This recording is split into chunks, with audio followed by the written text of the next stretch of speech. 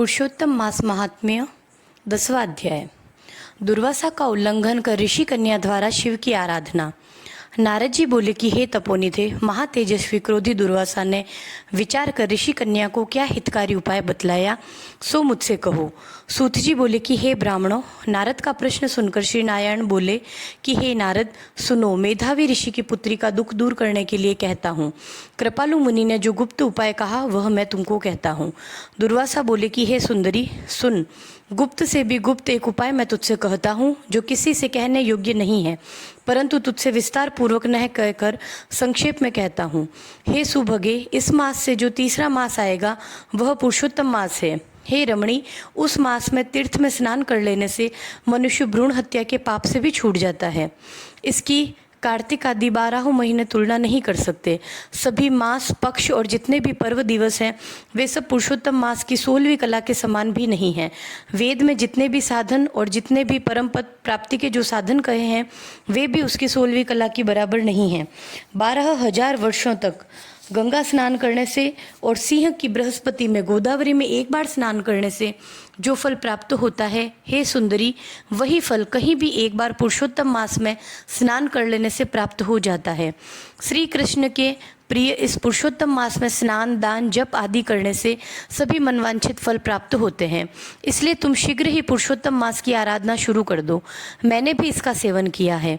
हे बाले, एक समय की बात है कि मैंने क्रोधित होकर राजा अम्बरीश को भस्म करने के लिए कृत्या नाम की एक राक्षसी भेजी थी। तब हरि भगवान ने अपना तेजो में जलता हुआ चक्र मुझे ही भस्म करने को मेरे पीछे भेज दिया, परंतु मेरे पुरुषोत्तम मास के व्रत करने से सुदर्शन चक्र वापस चला गया। हे सुंदरी, उस चक्र में त्रिलोकी को भस्म कर देने की शक्ति है, परंतु वह मेरा कुछ भी नहीं बिगाड़ सका। तो मुझे बड़ा आश्चर्य हुआ। हे सुभगे, इसलिए तुम श्रीमान पुरुषोत्तम मास का सेवन करो, तुम्हारे दुर्भाग्य के दिन फिर जाएंगे। मुनिराज मुनि कन्या से ऐसा कहकर चुप हो गए।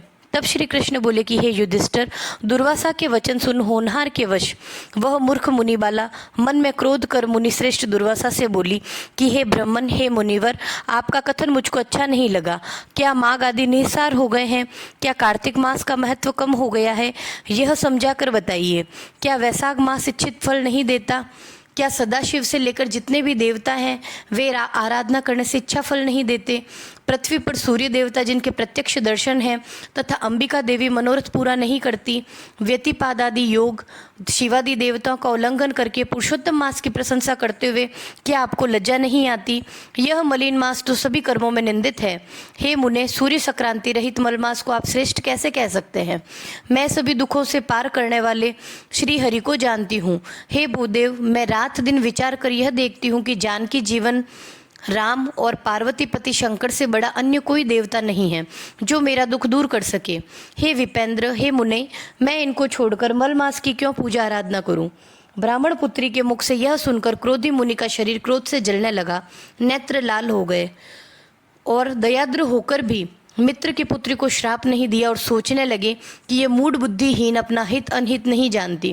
पुरुषोत्तम महात्म्य को पंडित लोग भी नहीं जानते, फिर कम बुद्धि वाले पुरुष तो विशेष करके यह कुमारी कन्या कैसे जाने? ये बिना माता पिता की अनाथ बालिका दुख रूपी अग्नि से तपित है, यह मेरा अत्यंत उग्र शाप कैसे सहेगी?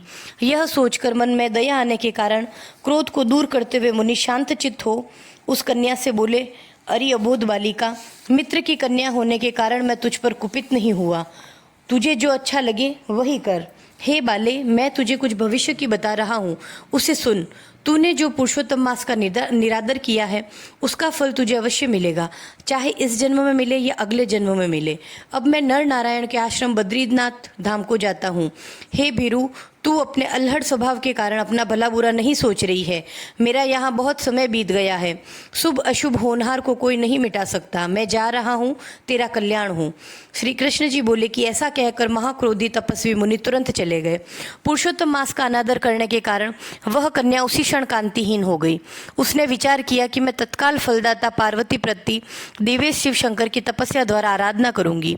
हे राजन, मेधावी ऋषि की पुत्री मन में ऐसा निश्चय करके अपने आश्रम में ही रहकर शिवजी का महाकठिन तप करने को तैयार हुई।